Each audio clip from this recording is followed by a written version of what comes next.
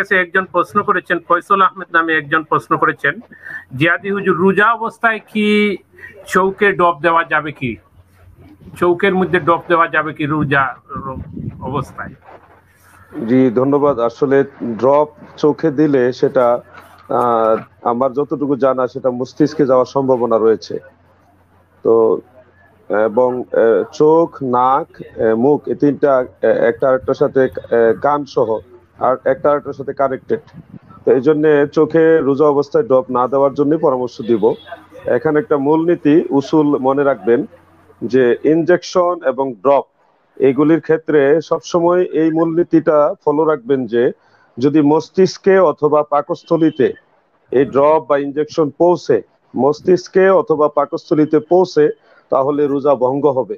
আর যদি ড্রপ বা ইনজেকশন মস্তিষ্কে না পৌঁছে, মাংসপেশিতে থাকে অথবা মস্তিষ্ক বা পাকস্থলীর বাইরে থাকে, সেক্ষেত্রে রোজা ভঙ্গ হবে না। তো এক্ষেত্রে আপনারা প্রয়োজনে যে কোনো একজন ভালো ডাক্তারের পরামর্শ নিয়ে নেবেন যে চোখের ড্রপটা মস্তিষ্কে পৌঁছে কিনা। আমার যতটুকু জানা আছে কান, চোখ, নাক, মুখ এগুলি একটা আরেকটার সাথে কানেক্টেড। এই জন্য চোখের ড্রপটা যে কোনো ভাবে পাকস্থলীতে অথবা মস্তিষ্কে যাওয়ার একটা সম্ভাবনা রয়েছে, বিদায় রোজা অবস্থায় এই ড্রপ চোখে না দেওয়ার জন্য পরামর্শ দিব। ধন্যবাদ হুজুর। আপনার কাছে আরেকটি প্রশ্ন জানতে চাবো। চোখ থেকে ড্রপটা পাকস্থলীতে যাওয়ার সম্ভাবনা একজন বিজ্ঞান এবং ডাক্তার খুব বলছিলেন যে চোখে ড্রপ দিলে ড্রপটা পাকস্থলীতে যাওয়ার সম্ভাবনা কম, নেই, এরকম মর্মে একজন বিশেষজ্ঞ আমাকে বলছিলেন। জিয়াদি সাহেব যে পরামর্শটা দিয়েছেন এই পরামর্শটা অত্যন্ত যুগোপযোগী এবং গুরুত্বপূর্ণ, অত্যন্ত গুরুত্বপূর্ণ। জি ধন্যবাদ।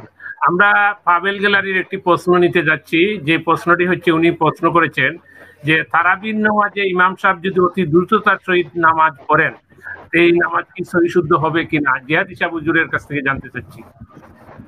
যে অতি দ্রুত বলতে তেলাওয়াতের দুইটা কায়দা বা দুইটা সিস্টেম আছে, একটা হলো তার তিল আর একটা হলো হদর।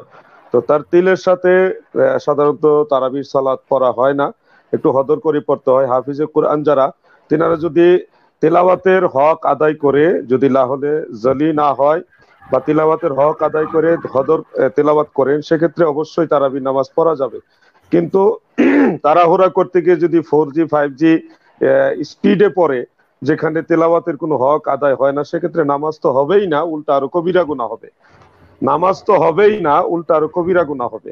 তা আমি লাইভ প্রোগ্রামের মাধ্যমে আমাদের এই অনুষ্ঠান থেকে সবাইকে বলবো, এত কষ্ট করে নামাজ পড়ছেন, আপনার এই কষ্টের নামাজটা যেন বিফলে না যায়, এই কষ্টের নামাজটা যেন সঠিকভাবে আল্লাহ তাআলার দরবারে কবুল হয়। অনেকে 4G গতিতে তারাবি পড়া, বুঝছেন, এটা অনেক কষ্ট লাগে। আপনি যেটা বলছেন যে এত কষ্ট করে আমরা নামাজ পড়বো, সুতরাং ইমামের পেছনে নামাজ পড়বো, যদি নামাজ পড়তে গিয়ে যদি আমাদের নামাজটাই না হলো, হ্যাঁ, এটা আসলে এ দুঃখ রাখবো কোথায়? একজন ইমামের কারণে মুক্তাদি রুকু সেজদা অবস্থাকে একবার সুবহান রাব্বিল আলা পড়তে পারে না, সে দাঁড়ায় যায়। তাই এটা আশ্চর্য। এই সমস্ত বিষয়গুলো থেকে আসলে দূরে থাকা খুবই বাঞ্ছনীয়। হ্যাঁ, তারতিল, হযরত, তাকবীর, এই তিনটি কায়দা নামাজ, যে এই যে রাসূল সাল্লাল্লাহু আলাইহি ওয়াসাল্লাম বলেন সবচেয়ে বড় চুল হলো নামাজ চুল। হ্যাঁ, এটাই সঠিক। যারা তাড়াতাড়ি করে রুকু সেজদা করবে, তাড়াহুড়া, এছাড়া হাদিস শরীফে এসেছে তাড়াহুড়া করা শয়তানের কাজ। হ্যাঁ, আমরা প্রায় অনেক মসজিদে দেখি যে মসজিদে তাড়াতাড়ি তারাবি হয়, ওই মসজিদে মুসল্লিরা ভিড় জমে, ওই মসজিদে তাড়াতাড়ি তারাবি হয়, 20-25 মিনিটের নামাজ শেষ। এগুলোকে বন্ধ করতে হবে সামাজিক ভাবে। এটার জন্য জিয়াদি সাহেব অনেক মোবারকবাদ, সকলকে ফলো করা। জি।